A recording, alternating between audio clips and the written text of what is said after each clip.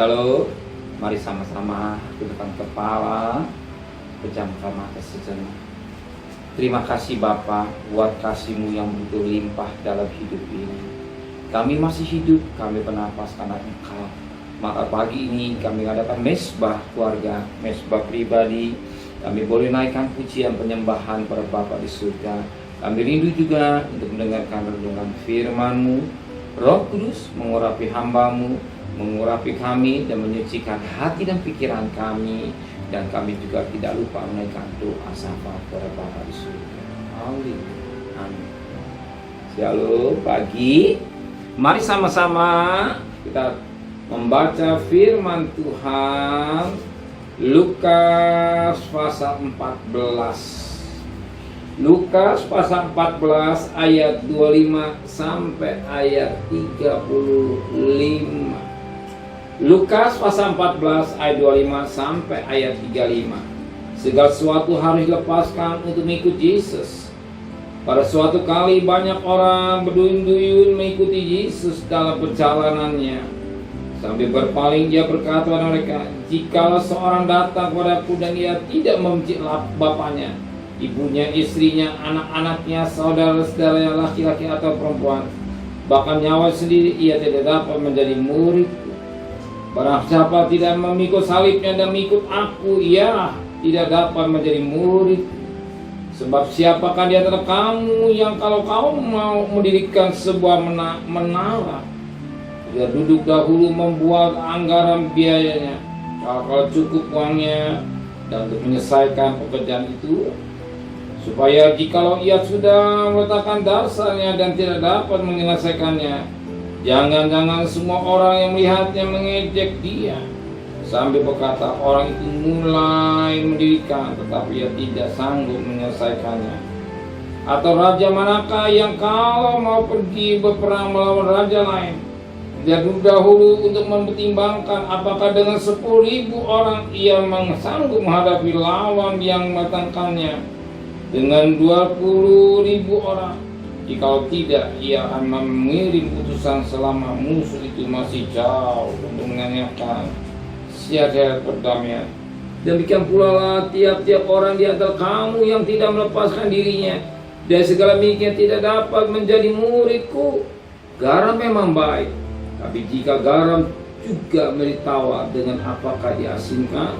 Tidak ada lagi gunanya baik untuk ladang maupun pupuk, dan orang membuangnya saja. Siapa mempunyai telinga untuk mendengar, hendaklah ia mendengar.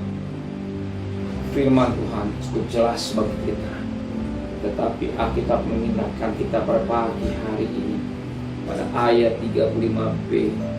Tidak ada lagi gunanya bagi untuk ladang maupun untuk lumpuk, dan orang membuang saja. Perhatikan pada B-nya, siapa mempunyai telinga untuk mendengar, hendaklah ia mendengar.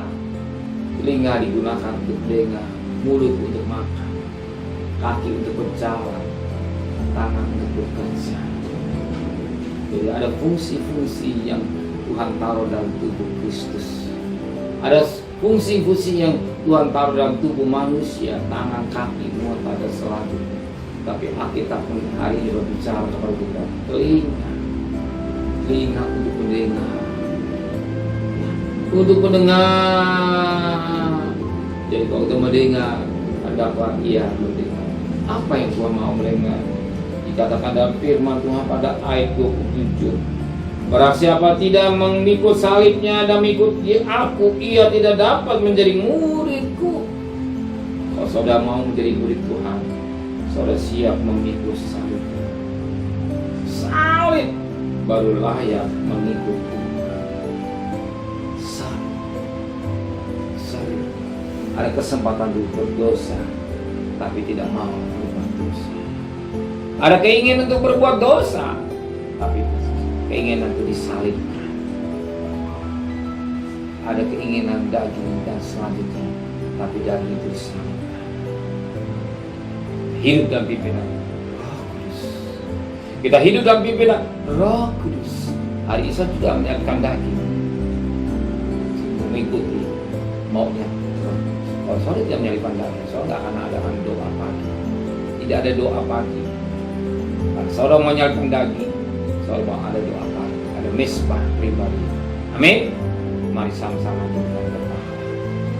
Terima kasih Bapa, buat firman-Mu yang Kau berikan kami telinga untuk mendengar, dan Kau mengingatkan kami untuk dengar apa.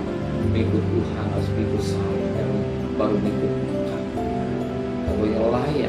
Kami layak kalau menyalipkan keinginan daging kami dan menjadikan keinginan Kudus.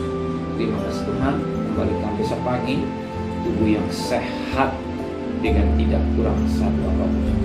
Berkati Pak Presiden, Wakil Presiden, para Menteri, para Gubernur, para Bupati, para Wali Kota, para camat, para lurah, para RW, para RT, para medis, para lapor. Berikan mereka hikmat yang dari surga. Beri saya takut kepada Tuhan. Saudara terkasih, terimalah berkat nikmat dari Allah Bapa, cinta kasih sayang dari Tuhan Yesus Kristus, dan berkat Roh Kudus menyertai saudara mulai hari ini sampai maranatha Tuhan Yesus datang. Yang cinta Dia katakan amin. Tuhan memberkati.